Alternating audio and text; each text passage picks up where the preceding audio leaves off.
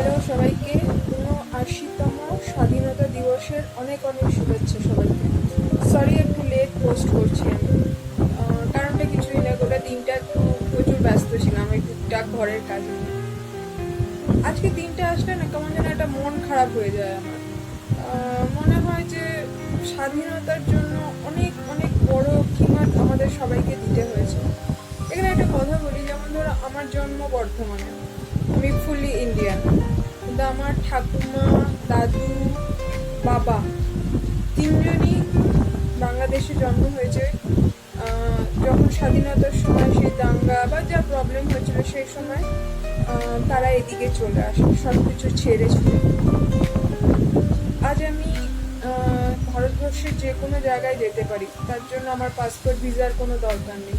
Just একটা proof থাকলেই হবে যে আমি এই দেশের নাগরিক। কিন্তু আমি চাইলেও আজ বাংলাদেশে যেতে পারবো না। মানে অনেক সময় ইচ্ছা করে আমার যে আমি যাই, দেখি যে কোথায় ছিল আমার বাবা মারা, কোথা থেকে এসছে। সম্ভব নয় মানে কি, সম্ভব, বাট আমাকে তার জন্য পাসপোর্ট ভিসা অনেক অনেক প্রবলেম আছে, সেগুলো করতে হবে।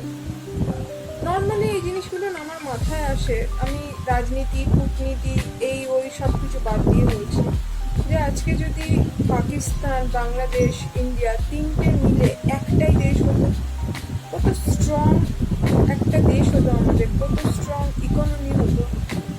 ওকে কিছুতে আমরা দুনিয়ার আর 10টা দেশের থেকে অনেক বেশি শক্তিশালী হতাম। এখন সেটা নেই। এখন মানে এর সাথে ওর পাকিস্তানের সাথে ঝামেলা হচ্ছে, ইন্ডিয়ার বাংলাদেশের সাথেও কিছু একটু প্রবলেম এখন স্টার্ট হয়েছে। এই জিনিসগুলো তো হতো না যদি একটা দেশ হতো আমাদের। কেমন লাগে আমার একটা এই ব্যাপারটা নিয়ে। হ্যাঁ, এটা অনেকেই হয়তো অনেক কথা বলবে, আমার নলেজ কম, আমি আমার চিন্তা ভাবনা বলছি, এটা নর্মাল একটা থিঙ্কিং। দেশটা ভাগ এইভাবে না হয়ে যদি আমরা স্বাধীন হতাম, তাহলে হয়তো আরো ভালো হতো, তাই না?